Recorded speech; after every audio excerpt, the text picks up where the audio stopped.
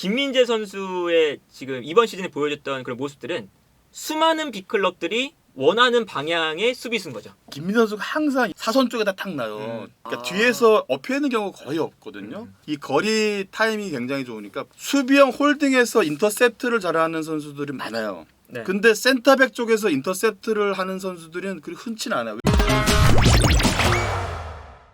자, 오늘도 즐거운 P급 작전판이 이제 시작됐습니다. 이 장안의 화제. 정말 많은 분들이 또 사랑해주고 계시는데 오늘은 이제 이런 이야기를 한번 해볼까 합니다. 이번 한 시즌을 쭉 유럽 시즌을 좀 돌이켜보면 우리가 참 이 수비 축구에 대해서 울고 웃었던 이런 느낌이 아닐까 좀 싶어요. 네. 무슨 얘기냐면 이런 거예요. 토트넘의 이 정말 답답한 수비 축구나 뭐 이런 것 때문에 좀 이게 뭐냐 뭐 이런 것도 있었고.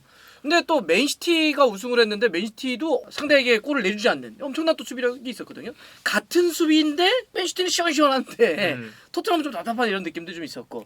여하튼서 오늘은 약간 테마를 수비로 한번 좀 잡아보겠습니다. 네. 예. 그래서 일단 수비 축구는 죄악인가 뭐 이런 이야기를 한번 해보려고 하는데 아니 그 많던 우리 옛날 네. 우리 이제 상호 형 뛸 때도 스위퍼 이런 포지션이 있지 않았습니까? 저희가 뛸 때 더 뒤로 갔어요. 선배들. 뭐 이를테면 홍명보 그렇지. 선배, 네. 뭐 리베로. 네. 뭐 그래서 영원한 집에 갖고 이쪽에다 깊게 하나를 놓고 이런 거 있었죠. 근데 저희가 이제 한참 할 때는 그런 건 없어졌었어요. 그래서 오늘 그 얘기를 하려고 그래요. 홍명보로 대표됐던 그 많던 리베로들은 다 어디 갔나? 그 많던 네네. 스위퍼들은 왜 다 사라진 거냐? 이 현대 축구에 와서 왜 요새는 스위퍼라는 얘기 안 하냐? 스위퍼가 있으면 스토퍼도 있어야 되는데 스토퍼도 요새는 잘 얘기를 안 하니까 스위퍼가 사라진 어떤 이유라고 할까요? 그리고 동시에 요새 이탈리아도 예전에 우리가 사실 그냥 이탈리아 그러면은 사람들이 카테나치오 이런 얘기 했잖아요. 근데 요즘 만약에 이탈리아 축구를 가지고 뭐 카테나치오 이러면 너 축구 안 본 지 한 20년 됐구나 뭐 이런 느낌이잖아요. 그쵸. 뭐 나폴리만 해도 그렇죠. 이번 시즌 공격 축구였으니까. 맞아요. 그래서 이제 카테나치오도 약화됐거나 요즘은 잘 쓰지 않는다 이런 얘기를 하는데, 그래서 그런 스위퍼가 사라지거나 이렇게 카테나치오가 잘 보이지 않는 이런 이제 이야기를 한번 좀 묶어서 해보겠습니다. 일단 카테나치오 사실 한 시대를 풍미했던 축구 쪽에서의 어떤 전술적인 트렌드였는데 카테나치오를 어떻게 좀 표현할 수 있을까요? 일단 뭐 카테나치오가 일단은 뭐 이탈리아어로 빗장 수비. 그렇죠. 말 그대로 그냥 빗장 수비라는 뜻이거든요. 아까 말씀해주신 뒤에 한 명을 둔다. 요 개념이었던 거죠. 그래서 뭐 포백에서 뒤에 한 명 있는 요런 게 될 수도 있고요. 그리고 한때는 이렇게 3백 뒤에 2명을 두는 요런 전술도 썼습니다. 그리고 이제 뭐 조금 더 현대 축구로 오면 당연히 이제 3백을 활용한 5명의 선수. 그리고 여기서 이제 요 선수가 이제 아까 말씀하신 여기서 리베로의 역할도 하고, 그리고 한 명의 선수가 이제 남으니까 뒤에서 두 선수의 뒷공간을 커버해주는 역할도 하고, 이러한 역할로 발전이 됐었죠. 근데 이제 아무래도 이제 이 카테나치오가 좀 많이 수비적인 축구이기도 하고, 특히나 이탈리아 같은 경우도 너무 수비적인 축구라니까 공격수가 이제 뭐 예를 들면 바조나 이렇게 정말 스타 공격수 한 명 두고 네. 공격수에게 의존한 그런 축구를 이제 많이 했었거든요. 그러다 보니까 이게 점점 더 현대 축구에서 뒤떨어지는 흐름이 됐고, 사실은 이게 현대적으로 좀 바뀌면서 사실은 뭐 조나미스타라던가 측면 공격수를 윙백에 두면서 비대칭적인 이제 수비 전략을 쓰던가 이런 이제 형태로 발전하면서 최근 들어서 변형 3백 이런 내용이 있잖아요. 변형 3백이 이 카테나치오에서 이제 그 조나미스타라고 대변이 되는 한쪽에 윙어를 두면서 올리고 포백이 되는 이런 형태와 상당히 유사합니다. 그러니까 그런 이제 축구가 이렇게 진화하고 그쵸. 변화하고 또 다른 어떤 트렌드로 좀 이어진 거다. 그쵸. 그냥 네. 딱 없어지고 사라진 게 아니라. 그렇죠. 모든 전술이 그런 식으로 계속 변화하고 발전하겠죠. 카테나치오가 너무 수비의 숫자를 많이 두니까 야 그러면 공격의 숫자가 너무 부족하니까 공격을 못 하잖아. 그래서 약간 변화한 것이 수비도 하되 공격적으로 올릴 수 있는 형태를 같이 섞어보자 라고 해서 좀 진화한 형태라고 볼 수 있겠네요. 그런데 이제 아까 선배들 아까 우리나라의 대표적인 스위퍼는 홍명보였는데 이런 축구가 상호 형이 뛸 때도 별로 안 썼다 이런 얘기 하는데 왜 이런 게 없어진 거예요? 글쎄요, 뭐 이 공간 개념 자체 그리고 특히나 템포 자체를 다 빼앗겨 버리는 거죠. 그러니까 템포를 뺏긴다. 예전 축구하고 지금 현대 축구 차이는 어떻게 보면 템포 차이인 것 같아요. 예전 축구 자체가 이 스위퍼 시스템을 쓰면서 공간도 다 채워버리고 또한 이 업다운 할 때 속도도 굉장히 늦고 굉장히 루즈한 축구가 되어버리는 거잖아요. 이렇게 뒤에 쳐져 있으니까 예, 공간이 그리고 넓어지니까 예, 이렇게 넓어지고. 예. 또한 이렇게 수비를 두껍게 형성을 했다가 또 어택을 나갈 때는 느려질 수밖에 없는 거거든요. 아무래도 이렇게 벌어져 있으니까 그죠? 네. 쳐져 있으니까 스위퍼가. 그러니까 이 자체가 3선하고 2선, 1선들이 어떻게 보면은 지금 볼륨이 굉장히 많죠. 이렇게 공간이 굉장히 많잖아요. 그러네요. 군데. 예, 그래서 이런 축구는 그냥 전방에 놓고 그냥 단순하게 축구를 할 수밖에 없는 상황이고 그러니까 또 이렇게 됐을 때는 빌드업을 생략하고 나올 수 있는 게 굉장히 예전에는 많았죠. 빌드업을 생략하고 그냥 질러버리는 네네. 넓으니까 공간이 옛날에도 네. 똥볼 많이 쳤던 거군요. 네, 똥볼 많이. 대한민국으로 보면은 홍명보 감독이 굉장히 많이 생각나는데 골키퍼보다는 이 위치가 최종적으로 다 이 라인들을 컨트롤한다 그러잖아요. 특히나 앞에 있는 이 센터백들을 네. 끌어당기고 나가고 1대1 맨마킹하게 네네. 말 그대로 이거는 뭐냐면 한쪽으로 볼이 왔을 때 쓸어줄 수 있는 청소 역할을 할 수 있는 거기 때문에 이 사람의 존재감은 그때 당시에는 어마어마했던 걸로 알고 있어요. 그렇죠. 베켄바우도 사실 스위퍼. 네네네. 왜냐하면 뒤에만 쳐져 있는 게 아니고 경기 흐름을 계속 읽으면서 동료도 이용해야 되고 상대 보면 숫자도 파악해야 되고 굉장히 많은 역할을 해야 되는 게 스위퍼 역할이었단 말이죠. 근데 현대 축구로 넘어오면서 이 공간 개념 또 템포 싸움이 어떻게 보면 일어나잖아요. 뒤에 있는다고 이제는 축구가 골을 안 먹는 게 아니거든요. 그래서 어떻게 보면 전진 배치가 이루어진 것 같아요. 이러면서 그리고 스위퍼가 자연스럽게 없어지는 겁니다. 네, 사라지는. 그리고 그냥 공간과 템포 차이 같아요. 축구가 굉장히 루즈해지고 공간이 너무 넓고 아하. 이 축구 자체가 익사이팅하지 못하는 거잖아요. 그러니까 점점점 넘어오면서 축구가 압박이 가해지고 좁은 공간에서 싸움을 계속하는 게 요즘은 어떻게 보면 현대 축구가 이렇게 진화되면서 넘어온 것 같아요. 근데 그러고 보면 아까 얘기했던 거 스위퍼가 이 뒤에 네. 쳐져 있을 때는 상황에 따라서 움직여야 되기 때문에 네네. 예전에 스위퍼 즉 리베로라고 하는 게 왜냐하면 그때 이제 제가 듣기로는 자윤이라는 뜻이잖아요. 근데 스위퍼를 리베로라고 했던 거는 스토퍼들은 상대 공격수를 맨마킹을 해야 되기 때문에 자유롭지가 못하지만 여기 있는 사람은 자유롭게 판단을 해야 되기 때문에 리베로라고 했던 거잖아요. 한때 우리나라에서는 공격하는 자윤이라는 뜻으로 쓴다고 하는데 그 뜻보다는 자기 맨마킹 없이 자기가 좀 선택. 그래서 되게 지금이 좀 더 스피드, 강함, 발밑 이런 게 더 상대적으로 강조된다면 예전에 여기는 상당히 영리한 브레인들이 많이 있었던 것 같아요. 판단을 하기 위해서 아까도 설명해 주셨지만 네, 맞아요. 또 하나 이런 것도 있지 않을까요? 스위퍼가 없어진 이유 중에 하나는 규정의 변화 같은. 그러니까 예를 들어서 뭐 백패스 금지.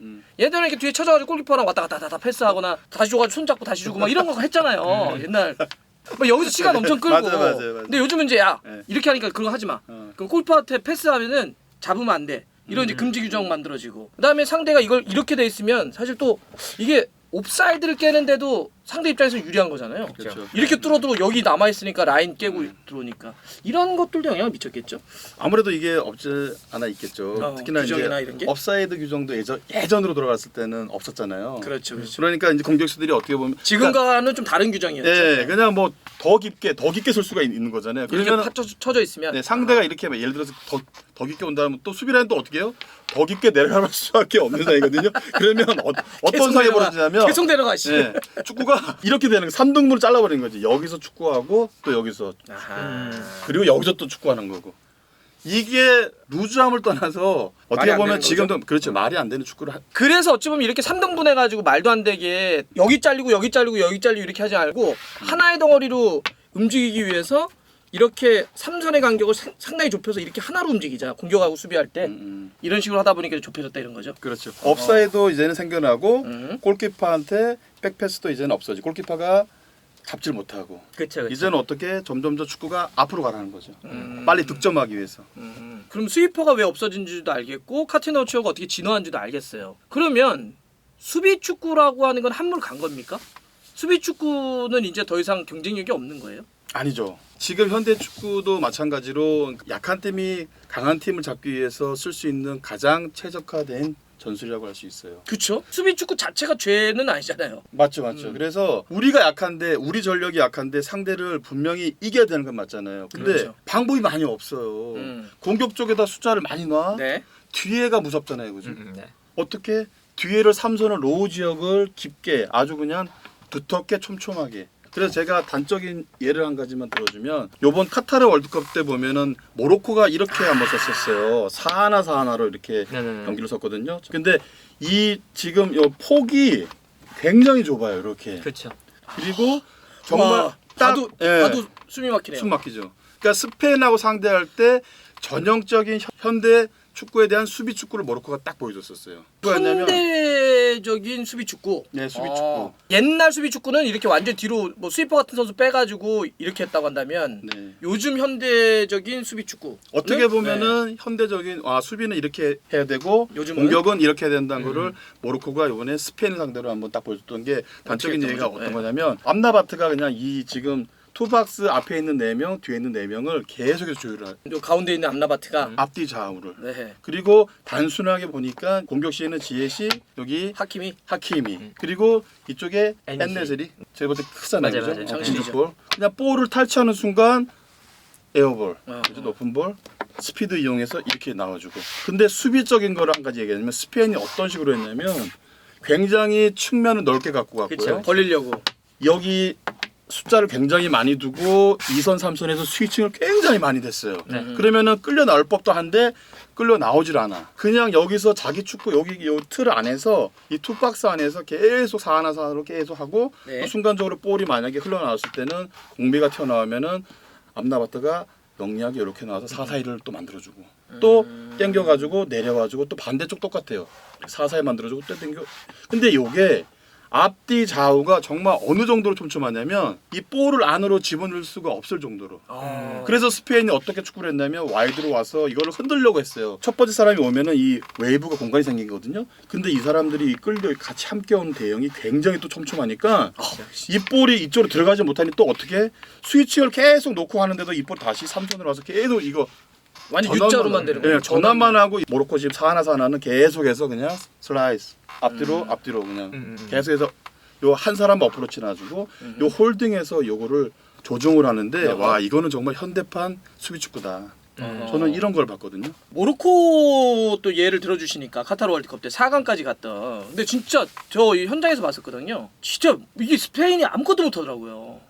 어마어마한 정말 질식이었는데 근데 아까 또 특징적인 게 이렇게 블록을 짜가지고 상대에게 볼 하나 사람 하나 들어올 수 없는 공간을 주지 않고 있는데 그렇다고 해서 이렇게 수비만 하면 그렇다고 이길 수 있는 건 아니잖아요. 이기기까지 했는데 그거는 아까 얘기하실 때 이쪽에 엔네실이 그다음에 오른쪽에 있었던 뭐 하킴이라든지 지에시를 활용을 했다. 네네. 근데 이 느낌을 받으니까 아까 저 카테나초가 어떻게 진화했냐 이 느낌하고 좀 비슷한 겁니까? 그리고 사실은 이게 아까 말씀해주신 그 스위퍼가 없어진 과정 거기서 가장 이제 중요했던 전환점이 뭐였냐면 크루이프와 이 아리고사키의 공간을 활용하는 토탈 축구가 이제 정말 중요했거든요. 그러다 맞아요. 보니까 이제 뒤에 있는 선수가 필요가 없는 거죠.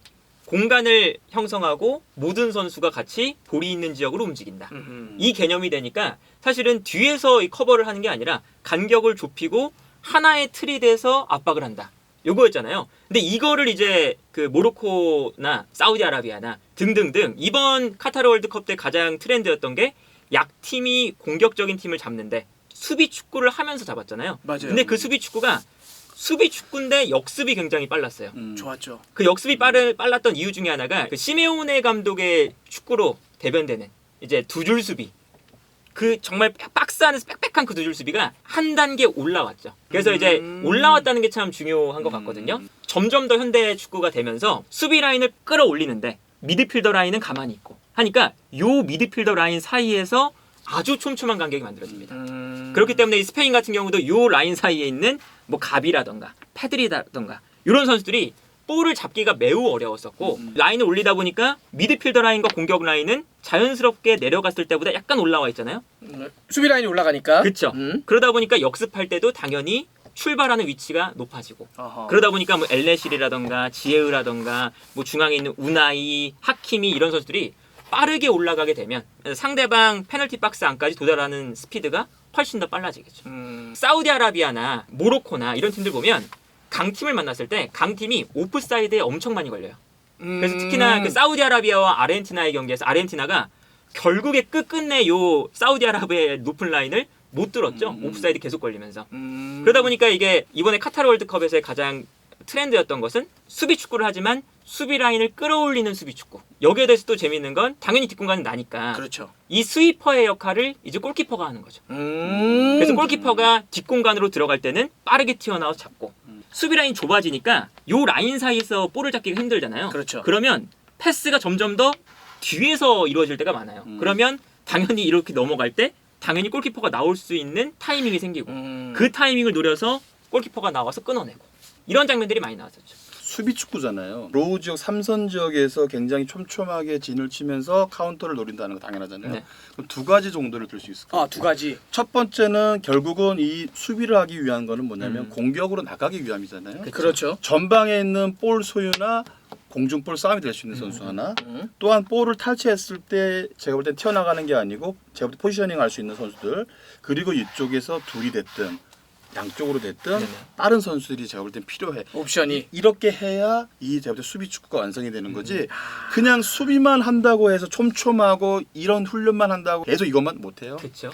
공격을 나가기 위한 어떻게 보면은 이 처음에 수행 능력을 해야 되는 거거든요. 이게 촘촘하게 논다는 거는. 그래서 이 앞선에 있는 선수들이 어떻게 배치를 해야 되는 거를 첫 번째로 주문해야 되는 거 하나. 또 한 가지는 가장 핵심은 이런 건 뭐냐면 이렇게 상대한테 요즘은 공간을 안 준다 그러잖아요. 특히나 모로코 얘기를 했지만 네.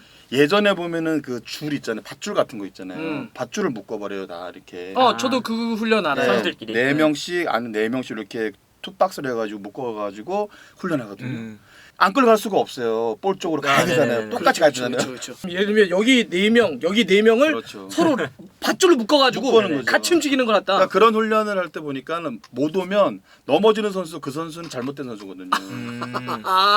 이런 것들이 반복적으로 훈련이 되지 않으면 이게 그냥 말 그대로 지극히 말 그대로 수비 축구뿐이 안 되는 거죠. 그러니까 옛날에는 이런 느낌이네. 그러니까 수비 축구 그러면 스위퍼를 포함을 해서 그냥 아까 로우지역 그러니까 자기 진영으로 다 물러나가지고 이렇게 있고 그냥 앞에 이렇게 해가지고 수비 막 하다 버텨내가지고 그냥 뻥뻥뻥 이런 느낌이었는데 그렇죠. 요즘은 라인을 전체적으로 올려가지고 사실 아리고 사키 축구라고 하는 게 사키이즘이 그렇죠. 발상의 전환 이런 거 있잖아요. 경기장이 이만한데 그러면 이 경기장을 우리 11명이 다 메워야 돼? 너무 힘든데? 경기장 너무 큰데? 야 그러면 경기장을 뭐로 다 써? 공간을 만약에 우리가 여기 다 모여봐 이 한쪽으로만 그러면 여기서만 상대를 가다 놓고 볼을 가다 놓을 수 있다면 우리는 훨씬 더 효과적으로 상대도 제압하고 패스도 가까운 데 할 수 있고 공격할 땐 빠르게 갈 수 있잖아. 경기장을 왜 우리가 다 해야 돼? 이런 생각의 전환을 했던 게 이렇게 된 거잖아요. 그래서 폭을 그래서 이제 좁히는 거다. 자연스럽게 수비도 당겨져 왔다. 그런데 이제 또 얘기하시는 거 뭐냐면 상호 형은 이렇게 이제 수비 축구를 할 때 그냥 지킨다가 아니라 수비를 한다는 건 공격을 가기 위한 또 과정이기도 하기 과정이지. 때문에 네. 이 수비를 할 때는 항상 생각해야 되는 건 공격 옵션에 대한 생각 하나. 네, 하나. 뭐 장실이거나 누구나 빠져나가거나 두 번째는 매우 반복된 루틴을 통해서 이 전체가 하나로 움직여야 되는 그렇죠. 반복된 훈련. 그게 없으면은 이런 축구를 할 수가 없어요. 절대. 이 형태만 안다고 해서 된다는 건 아니죠. 절대 아니죠. 그렇죠. 자 이렇게 놓고 보니까 또 얼마 전에 캐러거가 맨유 팬들에게 사과를 했잖아요. 리산드로 마르티네스 네네. 나왔을 때 안 된다. 프리미어리그는 다른 데도 그러겠지만 프리미어리그 특히나 저렇게 키 작은 센터백은 안 돼. 안 된다. 나도 수비 출신이 그러지만 저런 선수 안 되거든. 근데 너무 잘했잖아. 네네. 그러니까 미안해. 그래서 내가 틀렸어. 최고였어.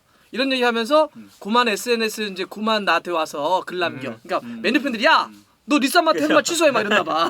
근데 생각해보면 이런 거네. 캐러거도 아까 구식이라는 표현을 썼는데 올드한 그냥 옛날 전통적인 생각으로는 야 센터백이 좀 그쵸. 높이도 있고 힘도 있고 뭐 뒤에서 이렇게 뭐 쓸기도 하고 이런 생각을 가질 수 있죠.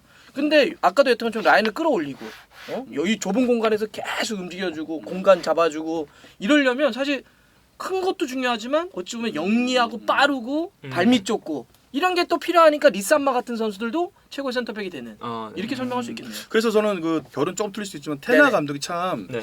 정말 전술가고 똑똑하다 이렇게 생각할 수 있는 게 뭐냐면 리산마지만 루크쇼도 이렇게 안으로 쓰죠. 그렇죠. 맞아요. 빅 앤 스몰 조합을 계속해서 쓰는데 우리가 생각할 때도 그런 것 같아요. 센터백 한 190 돼야 되고 네네네. 파워가 있어야 되고 빨라야 되고 이렇게 알고 있거든요.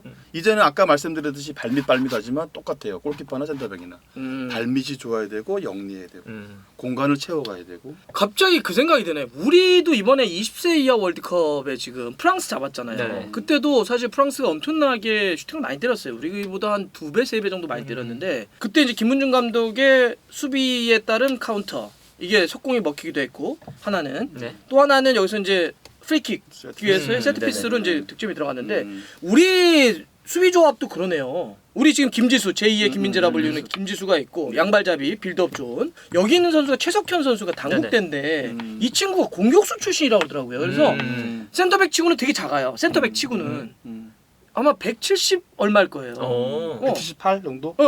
그런데 이 친구가 공격수 출신이어가지고 발밑이 좋다는 거예요. 그래서 센터백을 시켰다는 거야. 그럼 이런 것도 우리가 지금 얘기했던 거하고 연결이 되는 거겠네요. 리산마나 루크쇼. 그렇죠, 그렇죠. 그렇죠. 네. 우선 얘기가 나왔으니까 김은중 감독이 이런 거였던 것 같아요. 공격수들이 뒤에다 놓으면 네. 이 시야 자체가 확보가 많이 되거든요. 시야. 그리고 자기 심리를 알아요. 네. 자기가 이제 네네. 상대방 수비하고 이제 경합을 계속해야 되는 그런 느낌 있잖아요. 그런 감을 알기 때문에 뒤에다 놓으면 잘했던 선수들이 또 꽤 있고, 금방 말씀드렸듯이 우리가 비겐숨을 놓으면 이렇게 작지만 영리하게 커버할 수 있고, 그리고 빌드업이 좋고 전체적인 이렇게 리딩은 또 한다 그러잖아요. 이런 거를 이렇게 놓으면 비겐스물 조합도 이제는 앞으로도 계속 나올 수도 있어요. 최석현 선수가 181이라고 합니다. 네네. 81. 근데 81이요? 근데 이게 프로필은 2, 3cm 높게 가요. 그래서 178, 170. 맞아요. 그래요? 네, 항상 그래. 그래서 막상 딱 우리가 현장에서 보잖아요. 이제 180 안 되는데 이렇게 한다니까요. 181이면 걔는 179야. 그 선수는 179야. 혹시 상호 형도 저는 82점 얼마인데 네. 한 81로 해요. 왜냐면 또 선수에게 뭐 그런 거는 또 네, 자기를 네, 어필할 수 그렇죠, 있는. 그렇죠, 그렇죠. 그러니까. 근데 어쨌든 우리도 최석현 선수라고 하는 공격수 출신의 센터백 치고는 아주 큰 키는 아니지만 네. 발밑이 좋은 선수와 또 양발잡이인 김지수 선수를 놓는 건 아무래도 이제 우리가 현대 축구와 흐름하고 같는 거네요. 그렇죠. 그래서 이번에 그렇습니다. 김은중 감독도 보니까 확실히 수비하다가 카운터를 되게 준비를 잘한 것 같아요. 어떻게 보셨어요 그 축구에 대해서? 뭐 우선은 프랑스에 대한 거를 어떻게 보면 존중한 것 같아요. 프랑스를 존중했다. 네, 왜냐하면 풀 멤버가 온 건 아닌 것 같았어요. 네네. 오진 않았지만 네, 그래도 맞아요. 프랑스는 프랑스고 그 동 연령대에 가장 좋은 그래도 선수들이 나오잖아요. 네. 그렇죠. 그렇게 해서 경기하는데 우선은 뭐 움츠러드는 거는 아닌 것 같아요. 왜냐하면 김은중 감독이 똑똑한 게 뭐냐면 첫 경기고 아마 선수들이 심리적으로도 굉장히, 제가 보니까 브라질에서 한 2주 가까이 정도 훈련을 하고요. 네네. 아르헨티나 넘어갔기 때문에 큰 뭐 시차나 이런 건 문제는 없었지만 이 어린 선수들이 국제 경험이 많지 않기 때문에 그 심리적 첫 경기에 대한 부담이 굉장히 많았기 때문에 오히려 자기가 좋아하는 예를 들어서 미들 지역이든 하이 지역, 높은 지역이든 축구가 아닌 로우 지역에서 카운터를 준비했던 거. 근데 그 카운터가 와 이거는 정말 하나 나올까 말까 한 거. 그죠? 상대 세트피스에서 이걸 딱 끊어내서 끊어서 올라왔잖아요. 근데 정말 이렇게 다시 만들어라 하면은 못 만들 정도로 기가 막히게. 근데 아까 같은 맥락이에요. 이 볼이 나왔을 때 이 선수가 스피드가 있고 기술로 벗겨냈잖아요. 네. 그리고 강성진, 김용학. 네, 그래서 이쪽으로 뛰어들어오면서 이 활동량을 갖고 오는 선수가 또 하나가 있었고, 이런 게 어떻게 보면은 손흥민하고 황희찬으로 이어진 우리가 저기 어디 월드컵 때 포르투갈이죠. 똑같은 거의 그렇죠, 어떻게 그렇죠. 흡사한 거였잖아요. 매우 그렇죠? 흡사했죠. 네, 매우 흡사했잖아요. 그래서 김은중 감독이 이런 거를 잘 준비했던 것 같아요. 선수비 후 공격. 기가 막힌 정석으로 했었고, 또한 우리가 강팀을 잡을 때는 결국은 뭐냐면 1대0 상황에서 이 세트피스. 요것도 첫 번째 사람들이 어떻게 보면 제가 이제 그전 어떻게 보면 컨텐츠에서 얘기했어요. 희생해야 된다. 잘라 들어가야 된다 했잖아요. 잘라 들어가줬고 우리 큰 선수가 있잖아요. 이영주 선수가 뒤에 한 템포 낮추고 뒤에서 들어갔거든요. 그렇죠. 이래서 좋은 그렇죠, 상황을 그렇죠. 만들고. 그러니까 강팀을 잡기 위한 어떻게 보면 최적화된 어떻게 보면 전술을 가지고 나왔는데 그 두 가지가 딱 먹혔던 거죠. 하나는 카운터 어택, 하나는 세트피스. 이거는 또 만들려고 하면 아마 못 만들 거예요. 할 정도로 잘 됐다. 그렇죠. 그래서 정말 어떻게 보면 대어를 잡은 거잖아요. 우리가 좀 아까 이때 리산마 얘기를 좀 했고, 그러면 그래서 루크쇼도 이렇게 지금 테나가 쓰고 있다. 맨유가 아무래도 지금 김민재 선수와 연결되고 있는 것도 그러면 이렇게 라인을 촘촘하게 해서 전체적으로 끌어올리는, 테나 축구는 기본적으로 라인을 상당히 높게 올리는 거죠. 그렇죠, 그렇죠. 그럼 이 전술하고도 지금 김민재 선수는 되게 부합된다라고 얘기할 수 있을까요? 그렇죠. 그러니까 김민재 선수가 이번 시즌에 그 나폴리라는 팀에 있었잖아요. 근데 스팔레티 감독이 칭찬을 받는 부분은 스팔레티가 사실 감독직을 쉰 기간이 조금 있거든요. 맞아요. 근데 이 기간 동안도 축구의 트렌드를 놓지 않았다. 라인을 높이고 공격적인 축구를 만들고 여기 이 라인을 높였을 때 선수들의 그 간격이 너무나 잘 유지가 된다라는 거였거든요. 이게 사실은 현대 축구의 사실 흐름이죠. 이제 과르디올라라던가 테나흐라던가 뭐 지금 최근에 토트넘과 연결되고 있는 슬롯 감독이라던가 좋은 축구를 하는 감독이라고 평가를 받을 때 보통 이 라인을 많이 높여서 앞쪽에서 간격 유지를 잘하거든요. 근데 거기서 핵심이 되는 선수가 당연히 최후방 수비수. 올라갔다 내려갔다를 엄청나게 많이 해줘야 되잖아요. 근데 김민재 선수가 그 현대적인 축구에 정말 부합하는 그 나폴리의 축구에서 핵심적인 역할을 수행을 했었기 때문에 사실 김민재 선수의 지금 이번 시즌에 보여줬던 그런 모습들은 수많은 빅클럽들이 원하는 방향의 수비수인 거죠. 그러니까 당연히 테나 감독도 이 올라갔다 내려왔다 이 과정에 있어서 사실은 맥과이어와 린델로프를 과감하게 배제를 해버렸잖아요. 그렇죠. 특히나 리산드로 마르티네스가 없을 때도 부상을 당했을 때도 사실은 그 자리에 맥과이어가 있는데 루크쇼를 놓는다. 이것도 사실은 뒷공간에 대한 문제가 분명히 있었거든요. 그렇죠. 네, 맞아요. 이제 그런 걸 생각하면 이 테나 감독이 원하는 능력을 김민재가 충분히 갖추고 있다. 이번에 데일리메일이 김민재 선수 특집을 했더라고요. 네. 영국에 뭐 맨유에 올 가능성이 되게 높은 선수다. 이러면서 김민재 선수에 대한 그 능력치에 대해서 막 평가를 했는데 재미난 한 줄이 그거였어요. 김민재 선수는 맥과이어만큼의 그 덩치를 갖고 있다. 네, 피지컬. 이 체구를 갖고 있다. 그런데 훨씬 더 빠르다. 맥과이어는 느리지만 훨씬 더 그 정도의 몸을 갖고 있는데 훨씬 더 빠른 선수다. 이제 그 이야기는 아까 했던 것처럼 이렇게 라인을 올렸을 때 맥과이어는 사실 뒷공간을 커버할 수 있는 속도가 없으니까 못 쓰는 거잖아요. 네네. 근데 김민재는 여기서 버티면서도 뒤를 커버할 수 있다. 그러면 제가 지난번에 현장 가서 리산마 경기를 한번 봤거든요, 맨유. 네네. 그랬더니 네. 이 리산마는 공격수를 기다리는 수비가 아니더라고요. 아주 적극적으로 어프로치를 하더라고요. 그렇죠. 공격적으로 딱딱 끊거나 뭐 이런 수비를 많이 하는데 이게 김민재 선수도 사실 보면 이렇게 뭐 뒤로 물러나서 기다리는 유형이 아니잖아요. 네. 사실 이렇게 막 나가죠. 그래서 가끔씩 네네. 우리가 예전에는 너무 과감하게 하다 뒤가 열리면 어떡하지를 걱정할 정도였는데 이런 것도 이렇게 어프로치를 하는 유형의 어떤 수비수를 테나 축구와 무슨 연관이 있는 건가요? 그래서 김민재도 그런 어떤 스타일이기 때문에 더 테나 축구하고 맞는다 이런 얘기를 하는 건가요 혹시? 근데 저는 그랬던 것 같아요. 이제 김민재 선수를 계속 뭐 맨유하고 연결시키고 우리가 계속 네. 김민재 선수를 나폴리에서 봤던 거는 야 뒷공간에 굉장히 빠르고 1대1 맞게. 근데 저는 이런 거를 한번 얘기하고 싶어요. 김민재 선수가 맨유든 맨시티든 계속해서 연결되고 있었던 건 뭐냐면 그 감독들 자체가 높은 위치에서 축구를 한단 말이에요. 그리고 굉장히 퀄리티 있는 축구를 해야 되고 숫자를 많이 위에다 놓고 네. 뒷공간이 열리니까 뒷공간을 이제 김민재나 이런 선수를 빠른 선수로 하여금 하는데 리산마가 굉장히 기다리는 수비가 아니고 적극적으로 한단 말이죠. 근데 김민재도 마찬가지예요. 기다리지는 않아요. 근데 이제 이 선수가 항상 공격수를 놓을 때 이렇게 앞 뒤에다 놓지 않거든요. 그 예전에 보면 막 이랬었어요. 그 어디 감독님들이 야 임마 수비 너 자식아 방구만 주워 먹냐고 공격수 맨날 여기 등에 여기 뒤에 엉덩이 뒤에 엎여가지고 근데 김민호 선수 방구만 주워 먹냐? 그러니까 공격수의 엉덩이 내가 이렇게 수비하는 거야? 예전에 막 그랬었어요. 방구만 주워 먹냐? 야이 자식아 막 이랬는데 되게 직관적이에요. 방구만 주워 먹냐? 김민호 선수가 항상 사선 쪽에다 탁 나요. 그러니까 뒤에서 엎여 있는 경우가 거의 없거든요. 방구만 주워 먹는 게 아니라 약간 이렇게 사선에다가 사선으로 놓고 이 거리 타이밍이 굉장히 좋으니까 보세요. 수비형 홀딩에서 인터셉트를 잘하는 선수들이 많아요. 네. 근데 센터백 쪽에서 인터셉트를 하는 선수들은 그리 흔치는 않아요. 왜? 이게 튕겨 나오면 빠져버리면 그냥 그쵸. 네, 네. 찬스잖아요. 찬스 주는데 그러니까 이런 부분 또한 굉장히 좋고 아마 탑클래스일 거예요. 이건 뭐냐면 눈도 좋고 이 거리 타이밍이 굉장히 좋고 그리고 자신감이 있다는 거예요. 그래서 우리가 한번 보면 인터셉트하는 걸 우리가 한번 좀은 잘 또 이런 얘기를 해야 될 것 같아요. 인터셉트는 절대 머리가 없으면 못해요. 인터셉트 그리고 수비가 최종 수비가 3선에서 인터셉트를 한다. 이거는 어떻게 보면 도박이잖아요. 그렇죠. 그쵸. 근데 이거는 정말 본인이 알아요. 본인이. 내가 빠르고 하는 건 알지만 본인이 벌써 눈이나 이 거리 타이밍이나 상대를 제압할 수 있는 이 거리를 딱 타이밍을 주는 거지. 그래서 저는 김민호 선수를 예전에도 천억 얘기했지만 이제는 전 세계적으로 이제 천억 시대가 왔어요. 근데 김민호 선수가 빠르고 해서 뒷공간을 뭐 안 주고 이거 분명히 최고 장점은 맞아요. 근데 상대를 묶어버린 맨마킹에 있어서 항상 사선에 두고 인터셉트를 할 수 있는 공간을 딱 대고 있다는 거죠. 유지를 하고 있단 말이에요. 그래서 이 선수가 과감하게 그리고 테나 감독이든 누구든 이런 거를 잘할 수 있는 수비수가 과연 전 세계를 통틀어서 몇 명이나 나오겠는 말이에요. 우리가 또 이런 관점에서 한번쯤 다시 한번 체크를 할 필요가 있다는 거예요. 공중볼, 그러니까 몸이 커요. 아까 말씀드렸지만 네. 김민재가 피지컬이 좋아. 190 넘고 피지컬 좋고 공중볼 좋아.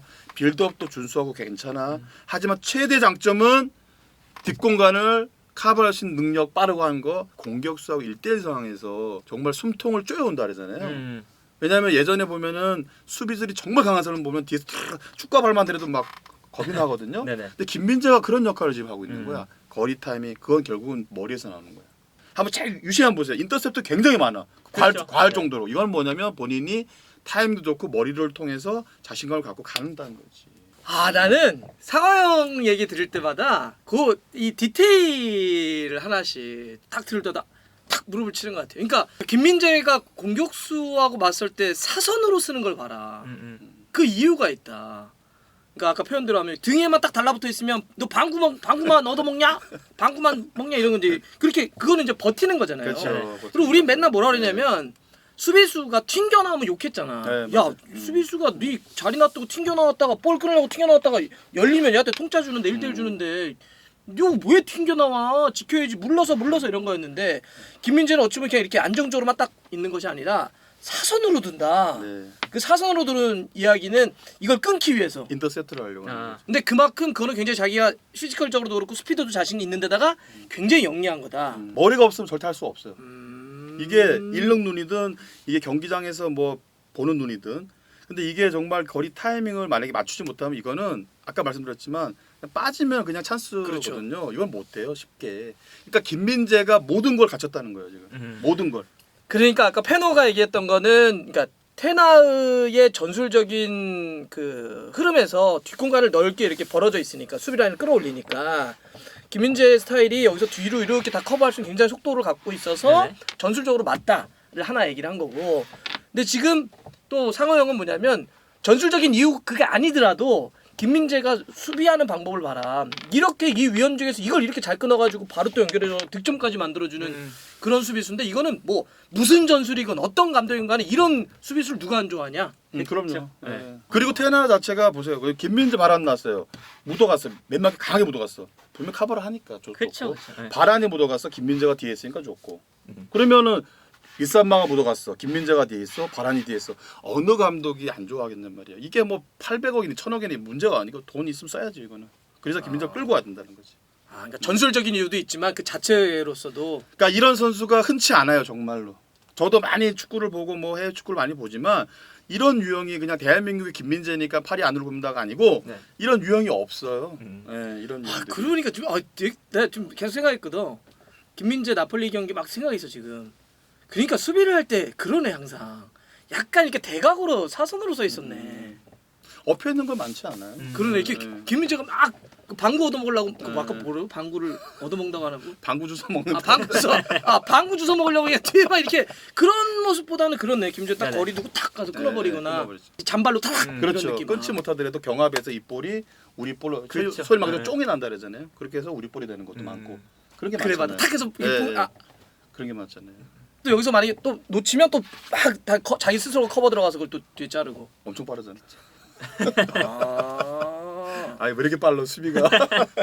테나 감독도 마찬가지고 사실은 이 라인을 올린다는 게 뒷공간 플러스 사실은 앞에서 수비가 어떻게 되느냐 그렇지. 이게 가장 중요하잖아요. 뒷공간이 넓은 것도 넓은 건데 이 수비수가 최종 수비수가 뒷공간을 빠르게 커버한다. 이것도 중요하지만 앞에서 잘라버리거나 앞에서 수비가 완성이 되면 뒷공간이 아무리 넓어도 볼이 이쪽으로 안 오거든요. 그렇지. 그래서 이제 최근에 이제 그렇지. 그 뭐 리산드로 마르티네스나 뭐 그렇지. 김민재나 이렇게 약간 이 빅클럽들의 그런 수비 방식들이 한 명의 선수는 뒤에 있고 나머지 한 명의 선수는 풋백을 쓸 때 굉장히 많이 올라가서 끊어주고 전방 압박이 심지어 참여를 많이 하죠. 그래서 사실 전방 압박도 가능한 수비수 플러스 뒷공간까지 커버가 가능한 수비수 거의 완벽한 수비수의 존재를 빅클럽들이 원한다. 근데 그 역할을 김민재가 충분히 보여주고 있다. 그래서 제가 또 한 가지 뭐냐면 이런 김민재 선수 같이 빠르고 힘이 좋고 한 선수가 있으면요. 네. 어떤 상황이 벌어지냐면 이 수비형 홀딩 쪽에서 더 강하게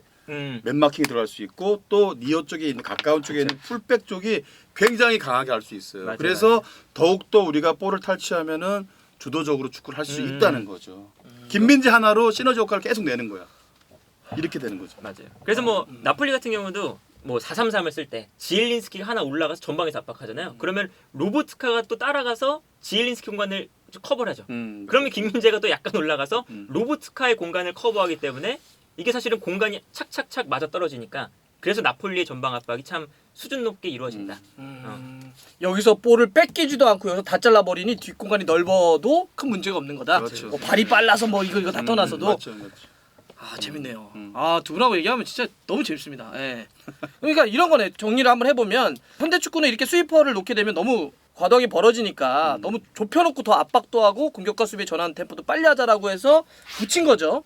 이렇게 현대 축구의 전술의 트렌드 변화에 김민재라고 하는 선수가 맞기도 한 거죠. 이렇게 붙여가지고 라인을 끌어올렸을 때 뒷공간도 커버하고 이런 것도 있고 앞에서도 계속 도와줄 수 있는 어떤 플레이들이 이렇게 전술적인 트렌드에게도 김민재 선수가 맞는 적합한 수비수기도 하지만 얘 자체로 잘한다. 좋은 선수야, 좋은 선수. 그 얘기네요. 또 두 번째 그냥 그렇죠. 그냥 잘해 이런 거네. 뭐 전술 트렌드고 나발이고 그냥 김민재는 잘하는 선수야 이런 거죠. 잘해요, 잘해. 정말 잘해. 예. 정말 잘해. 아 알겠습니다. 아 정리됐습니다. 예. 오늘은 수비 축구의 흐름 변화와 또 김민재 선수까지 이야기도 한번 해봤습니다.